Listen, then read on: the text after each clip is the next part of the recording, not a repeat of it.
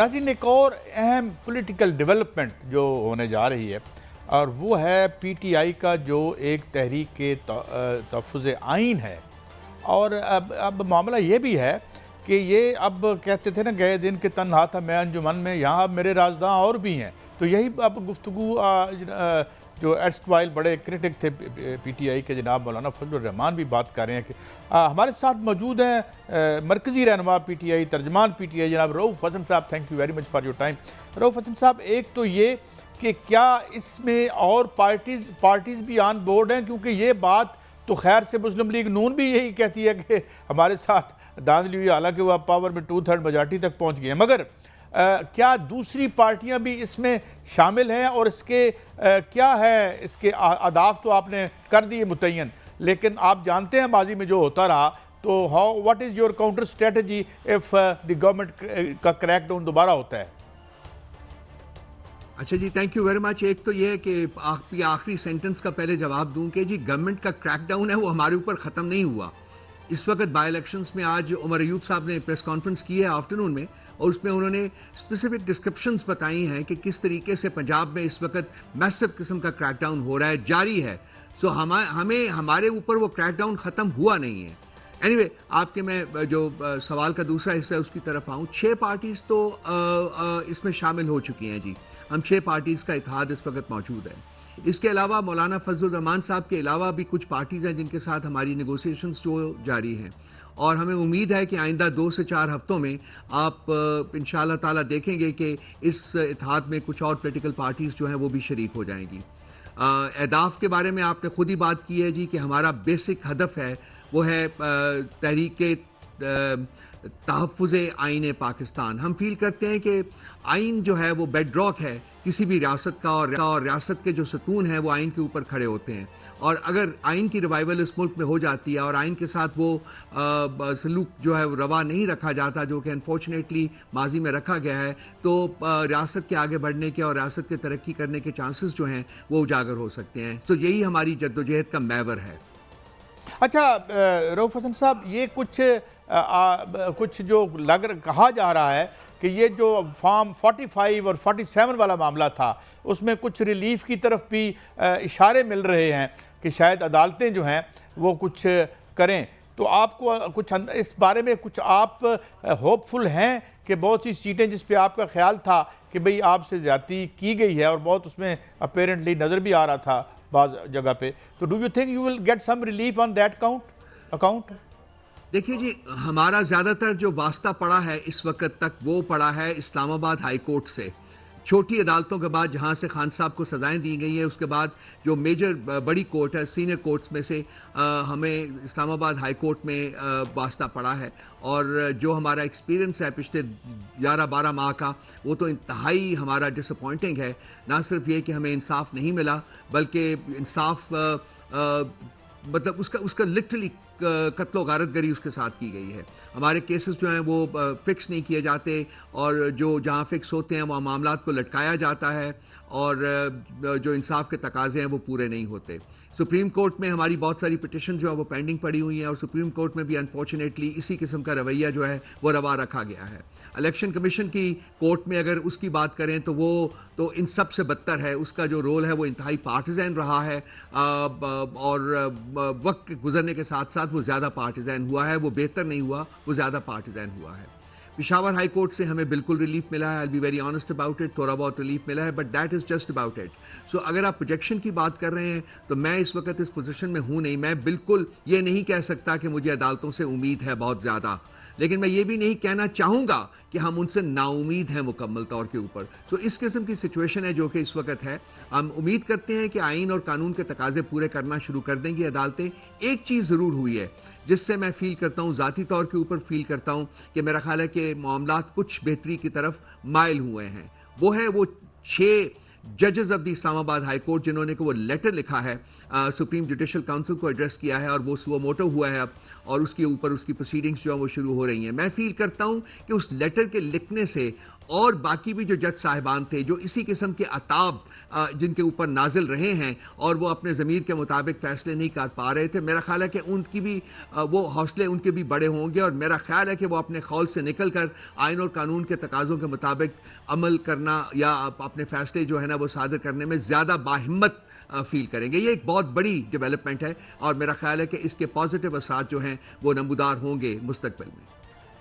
رؤف حسن صاحب، آئرانیکلی اور انٹرسٹنگلی یہ معاملہ جس کی طرف آپ نے ابھی اشارہ کیا، اس میں جو مین رائیول ہیں آپ کے جناب نواز شریف صاحب، وہ بھی ایک شامل ہونا چاہتے ہیں ایک فریق کے طور پر، اور اس میں وہ اپنا مبینہ طور پر 2017 میں جو سمجھتے ہیں ان کے ساتھ زیادتی ہوئی تھی، تو how do you look at it? تو کیا یہاں پہ کہیں آپ مل گئے ہیں اس سارے، یعنی کین وی سے کہ ایرانیکلی وہ بھی یہی کہہ رہے ہیں جو آپ کہہ رہے ہیں؟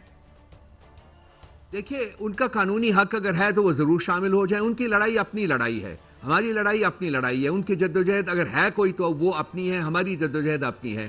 ہم قانون کی سپریمیسی کے لیے لڑ رہے ہیں، ہم آئین کی سپریمیسی کے لیے لڑ رہے ہیں، اور ہم سویلین سپریمیسی کے لیے لڑ رہے ہیں، ہم جمہوریت کی بحالی کے لیے لڑ رہے ہیں۔ یہ سارے ہمارے وہ اہداف ہیں جو کہ ہم نے اپنے یہ جو 6 پارٹیز کا کولیشن ہوا ہے، اتحاد ہوا ہے، اس میں ہم نے بیان کیے ہیں۔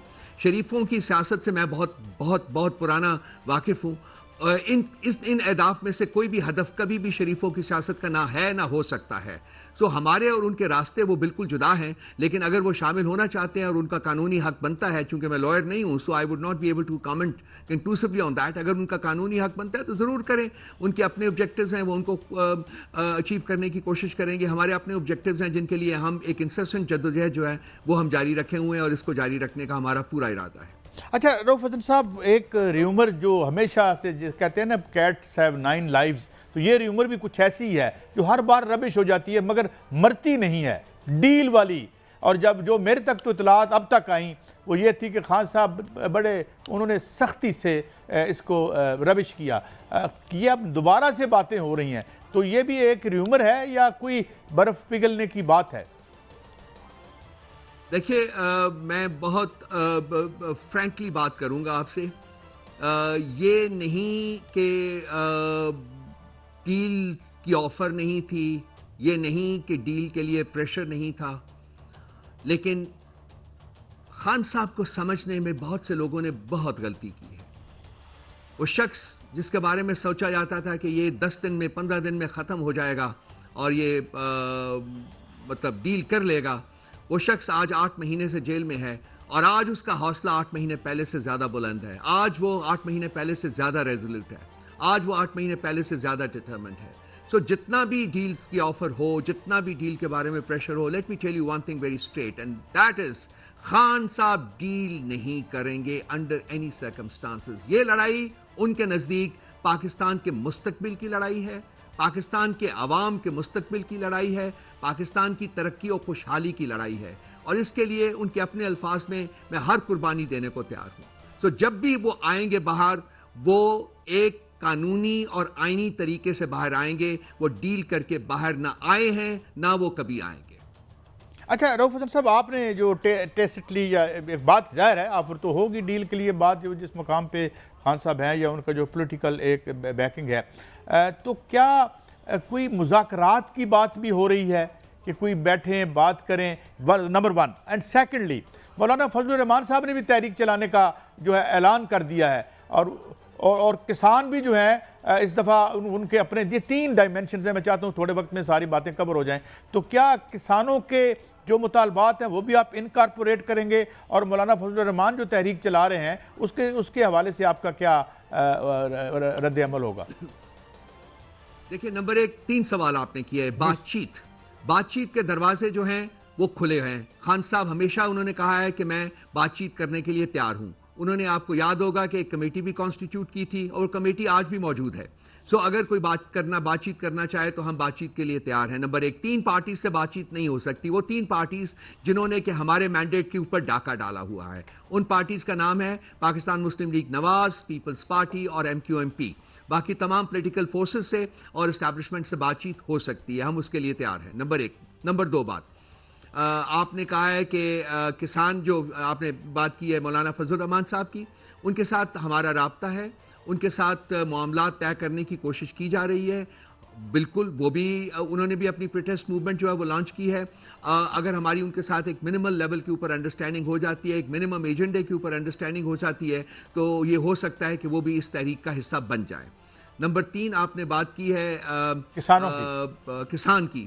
تو کسان کا انٹرسٹ جو ہے میرے بھائی وہ ہمیں بہت عزیز ہے. آج بھی عمر ایوب صاحب نے، سیکرٹری جنرل نے، انہوں نے آج ایک پریس کانفرنس کی اور اس میں انہوں نے خاص کر جو پنجاب میں یہ جو ویٹ پرچیزنگ پرائس جو ہے جس کو کم کیا گیا ہے، اور اس کے علاوہ اور جو مشکلات اس وقت کسان کو پیش آ رہی ہے، اس کا انہوں نے برملا اور کھل کر اظہار کیا ہے.